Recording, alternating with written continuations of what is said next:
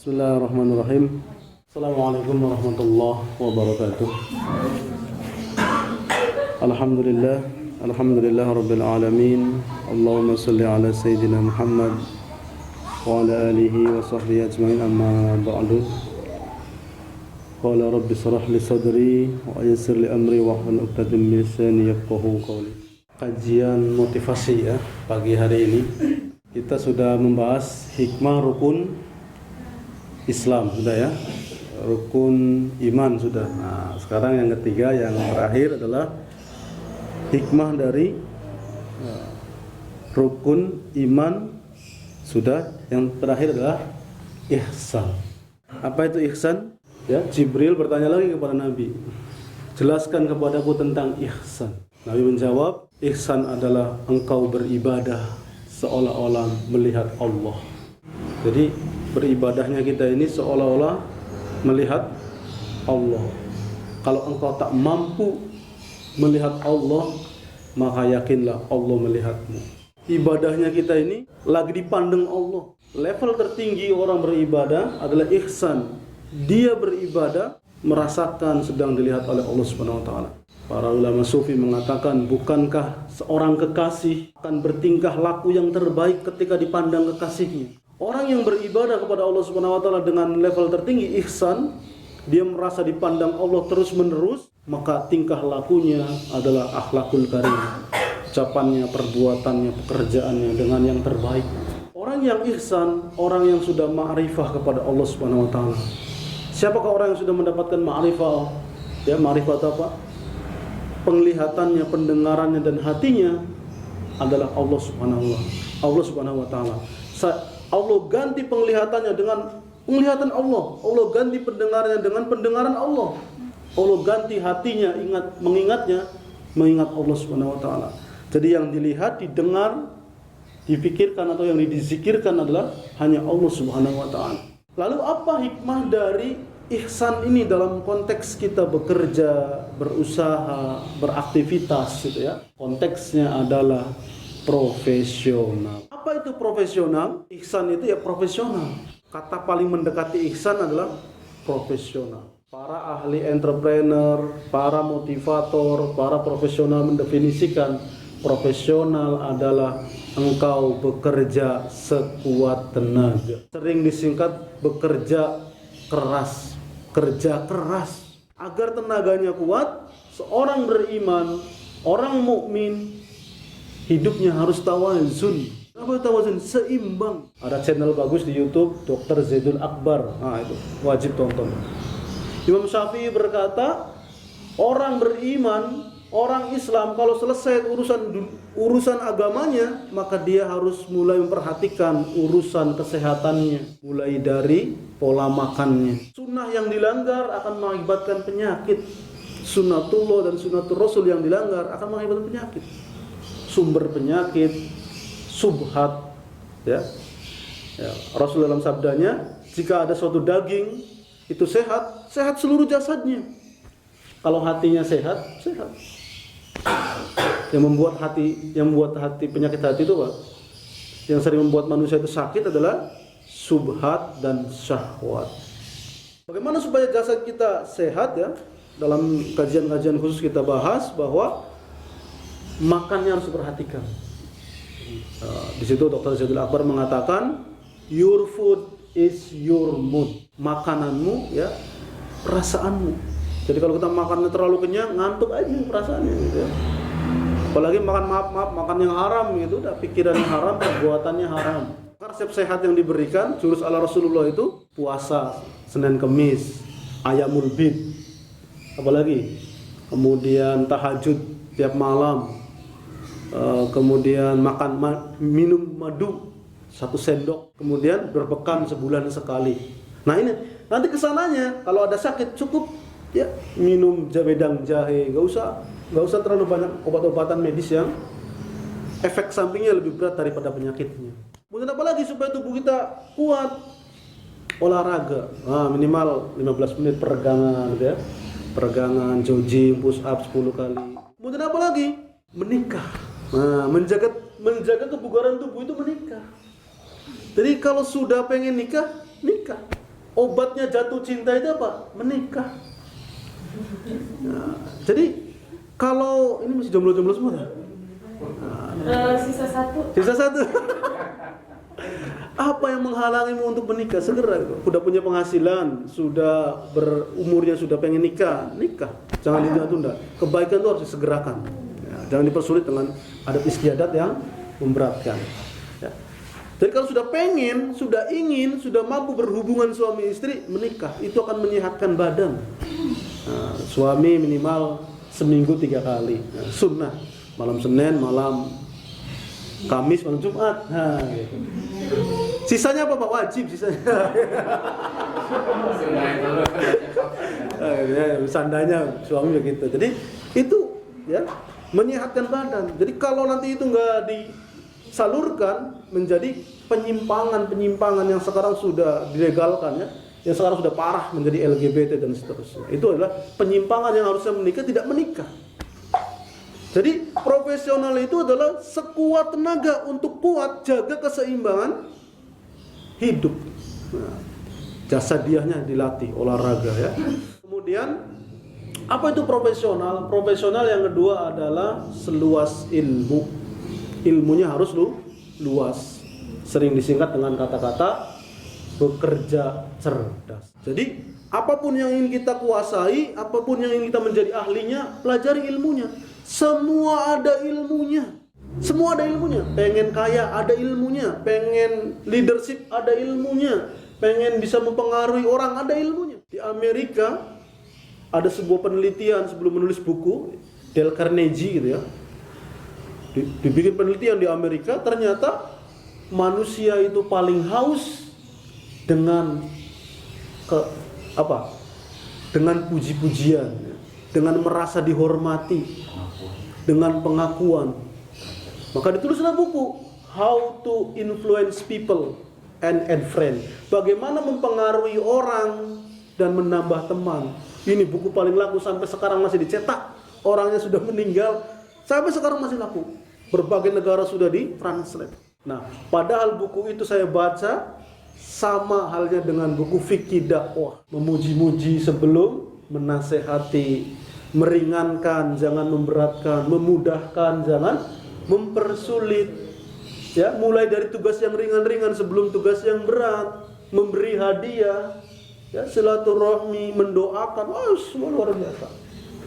Jadi baca bukunya, pengen jadi ahli apa?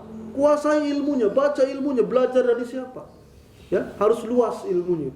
Sekarang apalagi udah canggih, HP-nya udah smartphone, ya, ada kuotanya nggak tuh? Nah, klik Google gitu ya. Google saya ada di mana? Dia sudah tahu. Anda ada di Kilau. Nah, kalau kilonya sudah di map begitu. Nah, itu seperti itu. Tanya, kalau ada nggak ngerti langsung tanya. Artinya gunakan sarana yang ada. Terlebih lagi kepada ahlinya, kepada ulama, kepada kiai, kepada profesional yang kita inginkan. Jadi pelajari semuanya. Kemudian bekerja cerdas ini adalah menggunakan segala tools yang kita punya. Gunakan media sosial, gunakan teknologi, gunakan ya keahlian-keahlian yang unik-unik yang kita inginkan, yang kita bisa pelajari semua. Semua ada ilmunya. Kemudian yang ketiga, apa arti profesional? Adalah bekerja tuntas. Nah, kerja setuntas-tuntasnya. Kasih deadline. Ini kamu targetnya 1 bulan 1 miliar misalkan. Cara kerjanya begini. Kasih. Sebar ini, datangin ini. Sebulan 1 miliar misalkan. Kasih deadline. Harus tuntas. Ya. Deadline itu apa sih Pak? Batas waktu. Dead mati, line garis mati ya gitu. Maksudnya batas waktu nih. Akhir bulan harus mencapai 1 miliar target omset misalkan, penghasilan, tulis langkah-langkahnya, ditulis harus ya.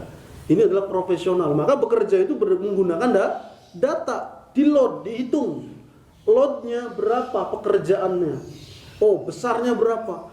Kalau pekerjaan ya load yang ingin kita capai besar, berarti perlu tim yang besar, perlu otak besar, perlu sarana yang besar ya, perlu kerjasama yang besar, dihitung. Ya. Jadi jangan bekerja main tumpuk. Wah, ini kerjaan diterima tumpuk, kerjaan diterima tumpuk. akhirnya stres, nggak bisa nilai berapa yang dia hadapi. Kalau ditanya, saya sibuk, ya sibuk itu sibuk apa? Berapa load pekerjaannya? Bisa saya selesaikan berapa hari? Dihitung menggunakan data. Oh, kerjaannya segini tumpukannya, segini lamanya, akan saya selesaikan 3 hari. Ternyata dikerjain 2 jam selesai. Ya.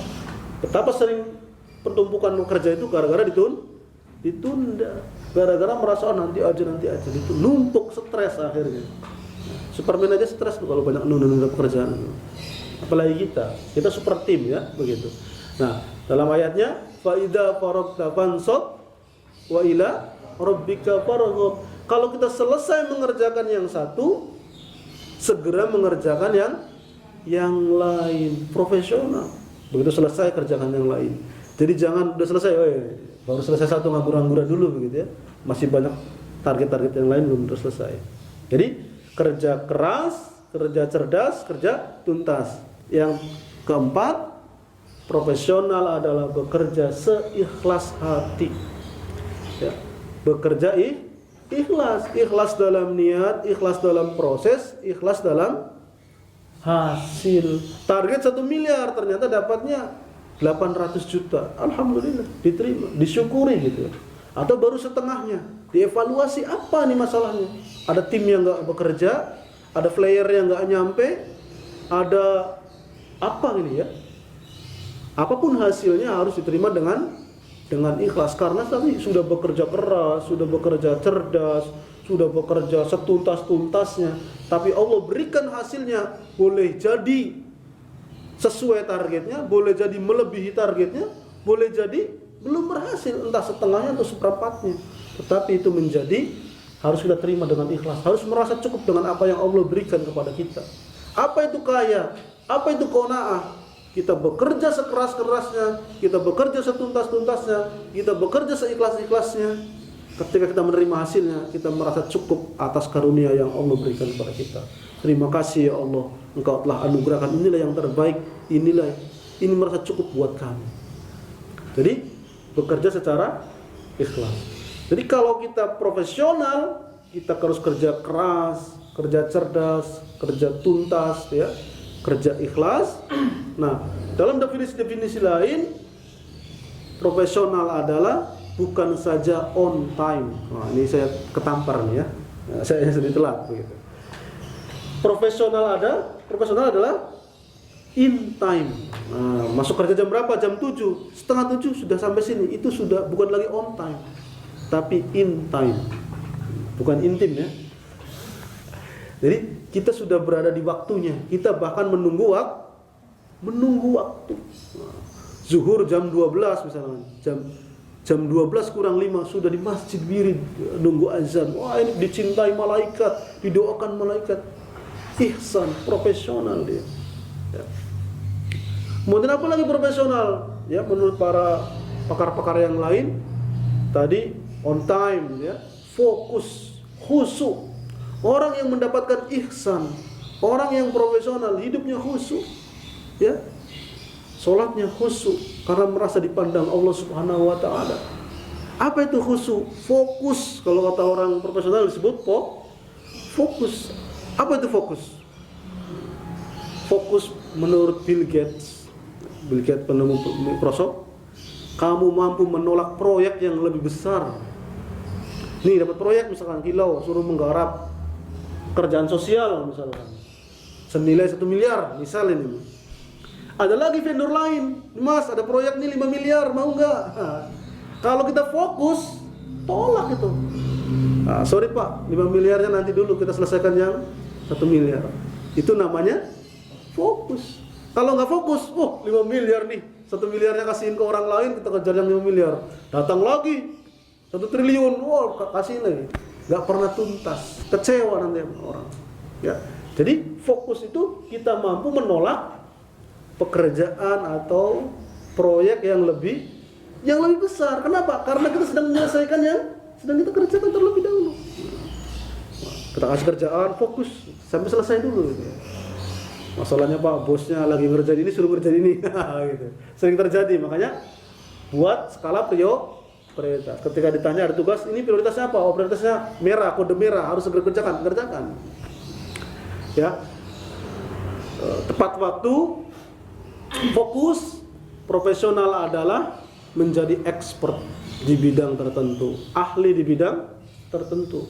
Dulu kalau Pertamina kebakaran, yang nangani kebakaran itu orang Amerika. Terbang dengan pesawat jet, langsung ditelepon. Balongan ini pernah kebakaran, balongannya ngebel ke pemadam kebakaran di Amerika. Langsung datang pakai jet pribadi, ngeliat aja, pakai mobil. Oh, kebakarannya begini.